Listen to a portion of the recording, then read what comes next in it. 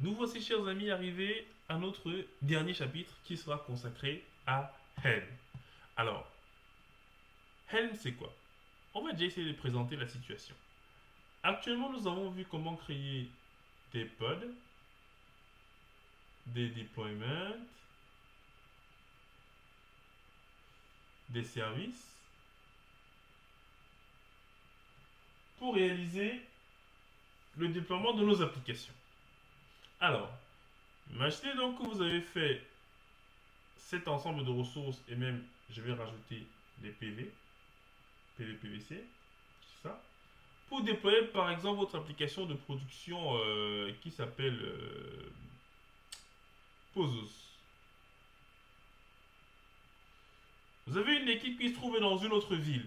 Donc là, vous avez réalisé ceci à Lyon. Vous avez maintenant une autre équipe qui est par exemple à Paris et qui dit Paris, voilà, et qui dit nous souhaitons effectivement déployer tout ceci. Mais sauf que nous souhaitons que vous variabilisiez au maximum. Je me répète, l'équipe de Paris dit nous souhaitons déployer aussi l'application Pozos sur notre cluster Kubernetes, mais nous souhaitons que vous variabilisez au maximum parce qu'on ne souhaite pas avoir à modifier certaines valeurs à la main. Comme par exemple les ports, la taille des PVC, les labels, etc. Donc, comment est-ce qu'on va résoudre ce problème? Parce que eux, lorsqu'ils vont recevoir cela, ils risquent de modifier en dur. Sauf que ça ne permet pas d'avoir une certaine évolutivité. Parce qu'imaginez que Paris rajoute de bonnes modifications et que Grenoble, par exemple, veut cela, mais du coup, il faudra qu'ils prennent et qu'ils modifient encore. Donc, ils sont obligés de comprendre le code. Alors que Paris veut juste modifier quelques variables, c'est tout. Donc ça veut dire qu'on doit apporter une variabilisation à ces fichiers. On doit pouvoir adapter ces fichiers-là en fonction de la situation. Donc tout ceci en fait va être transformé en ce qu'on appelle un chart ou encore un package. Un package variabilisé. Un package variabilisé qui permet de déployer l'application simplement en appelant le package Pozos et en surchargeant les variables que l'on souhaite. Donc en réalité, tous nos fichiers YAML seront en fait variabilisés pour être surchargés lors d'un appel. C'est le but de Helm. Helm sera donc le gestionnaire de charte. Donc c'est ce que nous allons voir maintenant. Alors, l'objectif, comme on l'a dit, de Helm, c'est de packager du coup le déploiement de nos applications. Il nous permet aussi de pouvoir donc réutiliser notre manifeste, de versionner toute l'application, que ce soit les services, les volumes, les déploiements.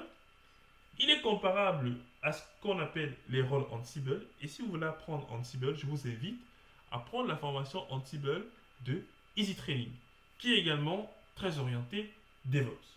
Donc, Helm est un outil facile à utiliser quand vous voulez déployer une application avec tout le nécessaire, c'est-à-dire service, PV, déploiement, etc. Parce qu'on a déjà tout mis ensemble et variabilisé et templétisé. Il vous suffit juste d'appeler et de lancer. Donc, les choses deviennent beaucoup plus simples. Vous avez Helm ici, vous êtes sûrement là.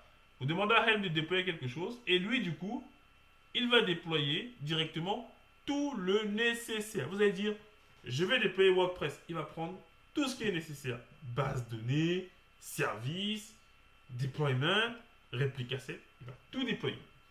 Vous allez demander au dos, il va récupérer tout ce qu'il faut pour déployer au dos. Vous allez demander n'importe quelle appli, en tout cas on verra la liste de ce qui est disponible comme charte et il va déployer. Donc, ce package-là, qui contient donc tous nos fichiers templétisés, permettant de déployer notre application, ce sont des chartes. Alors, quel est le workflow? Lorsque vous allez demander à Helm de déployer une application, alors, lui, il va déjà aller regarder ses chartes. Est-ce que je connais le chart MySQL? Est-ce que je connais le chart WordPress? Est-ce que je connais le chart Nginx? S'il connaît le chart, il va récupérer et stocker le chart en local. Vu que vous avez demandé de déployer le chart en question, il va discuter avec Tyler. Donc Tyler, c'est le démon, c'est le moteur qui va jouer l'intermédiaire entre Helm et Kubernetes. Donc, il va prendre l'ensemble de ces fichiers templétisés là, les interpréter par rapport à la surcharge que vous avez souhaité en faire et l'envoyer à Kubernetes pour exécution. Donc, c'est Taylor qui va être cet intermédiaire d'interprétation de votre demande par rapport aux chartes que Helm va lui envoyer et il va le traduire pour que Kubernetes puisse l'installer tout simplement. C'est ça le workflow.